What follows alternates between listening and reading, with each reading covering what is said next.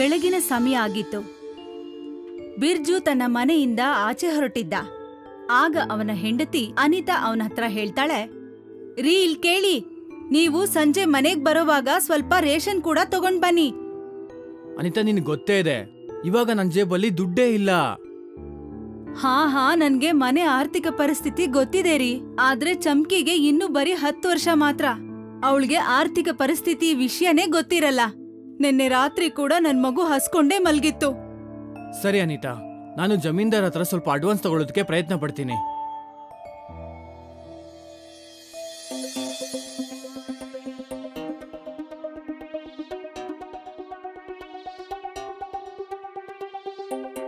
ಸಂಜೆ ಸಮಯದಲ್ಲಿ ಬಿರ್ಜು ಜಮೀನ್ದಾರನ್ಗೆ ಹೇಳ್ತಾನೆ, ಜಮೀನ್ದಾರ್ರೆ, ನನಗೆ ಸ್ವಲ್ಪ ದುಡ್ಡಿನ ಅವಶ್ಯಕತೆ ಇತ್ತು. ಅಪ್ಪ ಬಿರ್ಜು, ಅಲ್ಲ ನಿನಗಂತ ದಿನ ಯಾವ್ದಿದ್ಯಪ್ಪ ದುಡ್ಡಿನ ಅವಶ್ಯಕತೆ ಇಲ್ದೇ ಇರುವಂತದ್ದು? ಜಮೀನ್ದಾರ್ ಸಾಹೇಬ್ರೆ, ನಿನ್ನೆ ನಮ್ಮ ಮನೇಲಿ ಅಡಿಗೆ ಮಾಡಿಲ್ಲ. ನನಗೂ ಮತ್ತೆ ನನ್ನ ಹೆಂಡತಿಗಂತೂ ಉಪವಾಸ ಇದ್ದು ಅಭ್ಯಾಸ ಆಗಿದೆ. ಆದ್ರೆ ನನ್ನ ಕೈಯಲ್ಲಿ ನನ್ನ ಮಗಳು ಹಸ್ಕೊಂಡಿರೋದು ನೋಡಕ್ಕಾಗಲ್ಲ. ನನ್ನ ಹತ್ರ ಸ್ವಲ್ಪ ದಿವಸಕ್ಕೂ ಮುಂಚೆ ನಿನ್ ಹೆಂಡತಿಗೆ ಹುಷಾರಿಲ್ಲ ಅಂತ ದುಡ್ಡು ತಗೊಂಡಿದ್ದೆ. ಆದ್ರೆ ನಿನ್ ಹೆಂಡತಿ ಏನೋ ಹುಷಾರಾಗೋದ್ಲು. ಆದ್ರೆ ನೀನ್ ತಗೊಂಡಿರೋ ಸಾಲ ಮಾತ್ರ ತೀರಿಸ್ಲೇ ಇಲ್ವಲ್ಲ. ಆದ್ರೆ ಅದ್ರ ಬದಲಿಗೆ ನನ್ನ ಹೊಲನ ನಿಮ್ಮ ಹತ್ರಕ್ಕೆ ಗಿರ್ವಿ ಇಟ್ಟಿದ್ನಲ್ಲ. ಬಹುಶಃ ನಿಮ್ಗೆ ಗೊತ್ತಿಲ್ಲ ಅನ್ಸುತ್ತೆ, ರೈತನ ಹೊಲ ಅವನಿಗೆ ಜೀವನನೇ ಆಗಿರುತ್ತೆ. ಬಿರ್ಜು ಮಾತನ್ನ ಕೇಳಿ ಜಮೀನ್ದಾರ ಕೋಪ ಮಾಡ್ಕೊಂಡು ಅವನಿಗೆ ಹೇಳ್ತಾನೆ, ಒಂದ್ ಕಡೆ ನಿನ್ ಮೇಲೆ ಕನಿಕರ ಬರ್ಬೇಕು, ಅದ್ರ ಜೊತೆ ನಿನ್ನ ಎದುರು ಮಾತು ಕೂಡ ಕೇಳ್ಬೇಕಾ? ಇಲ್ಲ, ನಾನ್ 2 ಕೆಲ್ಸ ಒಂದೇ ಸಲ ಮಾಡೋದಕ್ಕಾಗಲ್ಲ.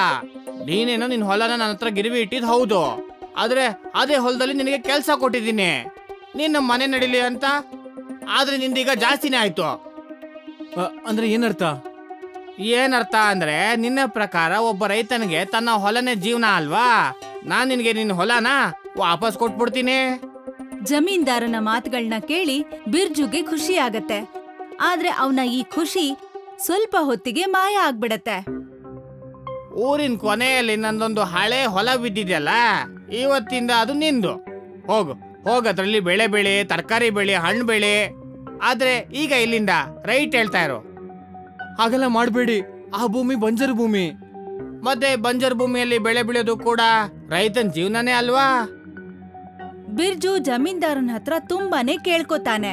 ಆದ್ರೆ ಜಮೀನ್ದಾರನ ಹೃದಯ ಕರ್ಗೋದೇ ಇಲ್ಲ. ಆಗ ಬಿರ್ಜು ತಾನು ಸುಮ್ನೆ ಮನೆ ಕಡೆಗ್ ಬರ್ತಾನೆ. ಮತ್ತೆ ಅಳ್ತಾ ಅಳ್ತಾ ನಡೆದ ಎಲ್ಲ ಘಟನೆನ ತನ್ನ ಹೆಂಡತಿ ಹತ್ರ ಹೇಳ್ತಾನೆ. ಇವಾಗ ನೀನೇ ಹೇಳು ಅನಿತಾ, ನಾನ್ ಏನ್ ಮಾಡ್ಲಿ? ನೀವೇನು ಮಾಡ್ಬೇಡಿ, ಜಮೀನ್ದಾರ ನಿಮ್ಗೆ ಸವಾಲ್ ಹಾಕಿದಾನೆ. ನೀವು ಆ ಬಂಜರ್ ಭೂಮಿನ ಹೇಗಾದ್ರೂ ಉತ್ತು ಅದ್ರಲ್ಲಿ ಹೇಗಾದ್ರೂ ಜಮೀನ್ದಾರನ್ಗೆ ಬೆಳೆ ಬೆಳೆದು ತೋರಿಸಿ, ಆಗ ಅವರು ಬಾಯಿ ಮುಚ್ಕೊಂಡಿರ್ತಾರೆ. ಬಿರ್ಜು ಪೂರ್ತಿ ರಾತ್ರಿ ಯೋಚನೆ ಮಾಡ್ತಾ ಇದ್ದ. ಆದ್ರೆ ಅದೇ ರಾತ್ರಿ ಇದ್ದಕ್ಕಿದ್ದಾಗೆ ಆಕಾಶದಿಂದ ಆ ಬಂಜರು ಭೂಮಿಗೆ ಒಂದು ಸ್ಪೇಸ್ ಶಿಪ್ ಬಂದು ಇಳಿಯುತ್ತೆ. ಆ ಸ್ಪೇಸ್ ಶಿಪ್ ಇಂದ ಏಲಿಯನ್ ತರ ಕಾಣೋ ಇಬ್ರು, ಒಬ್ಬ ಮಹಿಳೆ ಮತ್ತೆ ಒಬ್ಬ ಪುರುಷ ಇದ್ದ. ಆ ಪುರುಷ ಏಲಿಯನ್ ಮಹಿಳೆ ಏಲಿಯನ್ನ ನೋಡಿ ಹೇಳ್ತಾನೆ, ನಮ್ಮ ಗ್ರಹದಲ್ಲಂತೂ ಹೇಳ್ತಿದ್ರು ಭೂಮಿಯಲ್ಲಂತೂ ತುಂಬಾ ಅಂದ್ರೆ ತುಂಬಾನೇ ಹಸಿರಿದೆ ಅಂತ. ಆದ್ರೆ ಈ ಬಂಜರ್ ಭೂಮಿ ಅಂತೂ ನಮ್ಮ ಗ್ರಹದ ನೆನಪು ಮಾಡ್ತಾ ಇದೆ. ಮೊದ್ಲು ನಾವು ಇಲ್ಲಿರೋ ಎಲ್ಲಾ ವಿಷಯದ ಬಗ್ಗೆ ತಿಳುವಳಿಕೆ ತಗೋಬೇಕು. ಆಮೇಲೆ ನಾವು ಇಲ್ಲಿ ಜನರು ಮಾತಾಡೋಂತ ಭಾಷೆನ ಕೂಡ ಕಲಿಬೇಕು. ಈಗ ನಾವು ತಕ್ಷಣ ಮಾತ್ರೆಯನ್ನ ತಗೋಬೇಕು. ಇಲ್ಲ ಅಂದ್ರೆ ನಾವು ಭೂಮಿ ಮೇಲೆ ತುಂಬಾ ಹೊತ್ತು ಸರ್ವೈವ್ ಆಗೋದಕ್ಕೆ ಸಾಧ್ಯ ಇಲ್ಲ. ಮಹಿಳೆ ಏಲಿಯನ್ ಮಾತುಗಳನ್ನ ಕೇಳಿ ಪುರುಷ ಏಲಿಯನ್ ತಕ್ಷಣ ಅವಳಿಗೆ ಮಾತ್ರೆಯನ್ನ ಕೊಡ್ತಾನೆ. ಮತ್ತೆ ಆ ಇಬ್ರು ಆ ಮಾತ್ರೆಯನ್ನ ನುಂಗ್ಬಿಡ್ತಾರೆ. ಮಾತ್ರೆಯನ್ನ ನುಂಗ್ತಿದ್ದ ಹಾಗೆ ಅವರಿಬ್ರು ಅದೇ ಊರಿನ ಒಬ್ಬ ಪುರುಷ ಮತ್ತೆ ಸ್ತ್ರೀಯಾಗಿ ಬದಲಾಗ್ಬಿಡ್ತಾರೆ. ಇನ್ನೇನ್ ಬೆಳಗಾಗುತ್ತೆ, ನೀನ್ ಇಲ್ಲೇ ಇರು, ನಾನ್ ಹೋಗಿ ಪರಿಶೀಲನೆ ಮಾಡ್ಕೊಂಡ್ ಬರ್ತೀನಿ. ಈ ಮಾತನ್ನ ಹೇಳಿ ಆ ಪುರುಷ ಏಲಿಯನ್ ಅಲ್ಲಿಂದ ಹೊರಟ್ಬಿಡ್ತಾನೆ.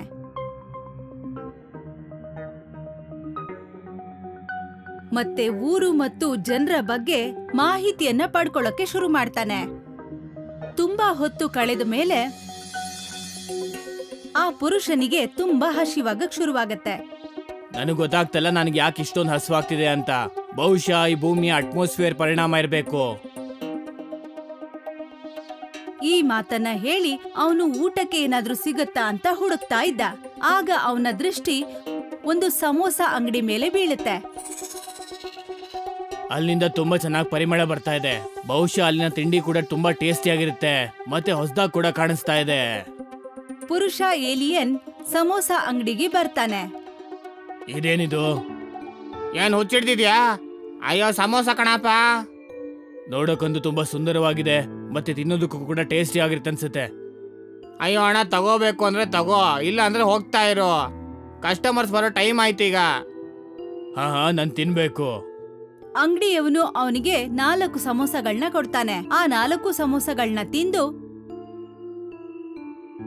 ಆ ಪುರುಷ ಏಲಿಯನ್ಗೆ ತುಂಬಾ ಖುಷಿಯಾಗಿ ತನ್ನಲ್ಲೇ ತಾನು ಹೇಳ್ಕೊತಾನೆ, ಅರೆ ವಾ, ಮಜಾ ಬಂತು.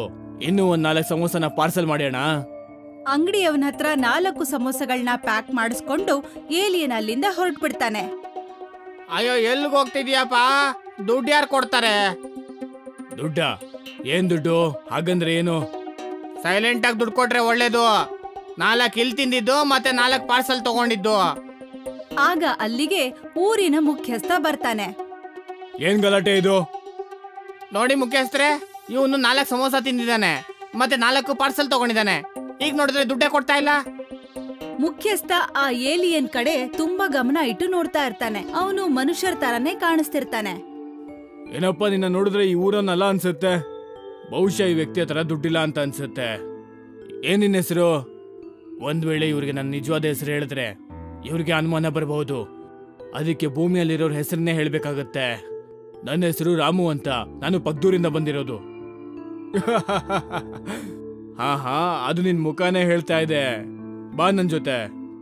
ಮುಖ್ಯಸ್ಥ ಏಲಿಯನ್ನ ತನ್ನ ಮನೆಗೆ ಕರ್ಕೊಂಡ್ ಬರ್ತಾನೆ.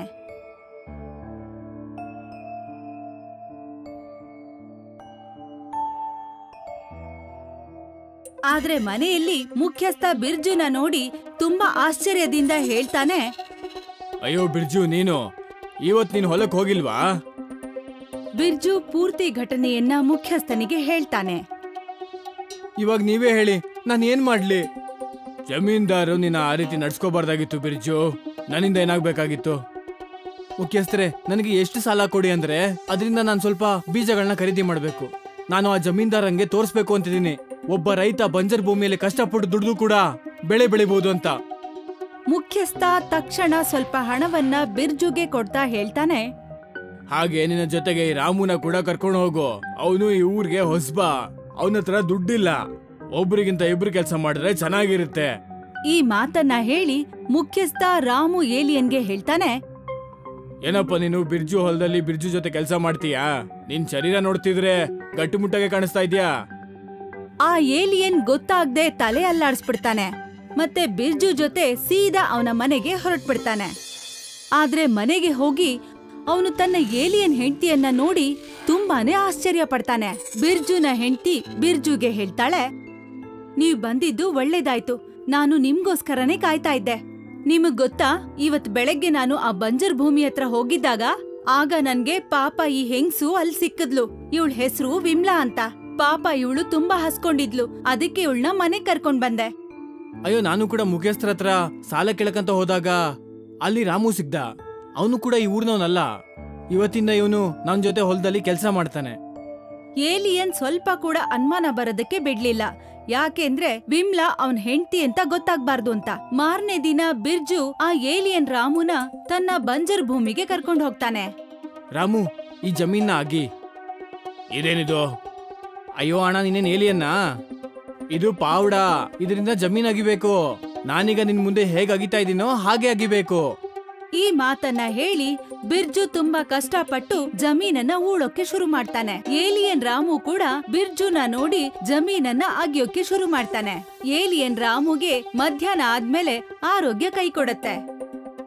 ಅಣ್ಣ, ನಾವು ಕೇಳ್ಪಟ್ಟಿದೀವಿ ಹೊಲದ ಕೆಲಸ ಮಾಡೋದಕ್ಕೆ ಹೆವಿ ಮೆಷಿನರಿ ಸಿಗುತ್ತೆ ಅಂತ. ಏನ್ ನಿನ್ನ ಹತ್ರ ಮೆಷಿನ್ಸ್ ಇಲ್ವಾ? ಅಯ್ಯೋ ಅಣ್ಣ, ರೈತ ಉಪಯೋಗಿಸೋಂತ ದೊಡ್ಡ ಮಿಷಿನ್ ಅಂದ್ರೆ ಈ ಫಾವ್ಡಾನೆ.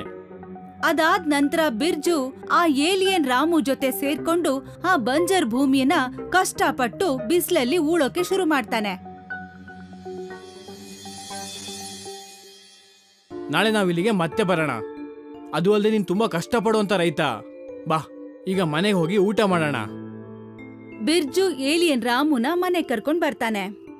ಊಟ ಮಾಡಿ ಏಲಿಯನ್ ರಾಮು ತುಂಬಾ ಖುಷಿಯಿಂದ ಹೇಳ್ತಾನೆ, ಅರೆ ವಾ, ಊಟ ಅಂತೂ ತುಂಬಾ ಚೆನ್ನಾಗಿದೆ.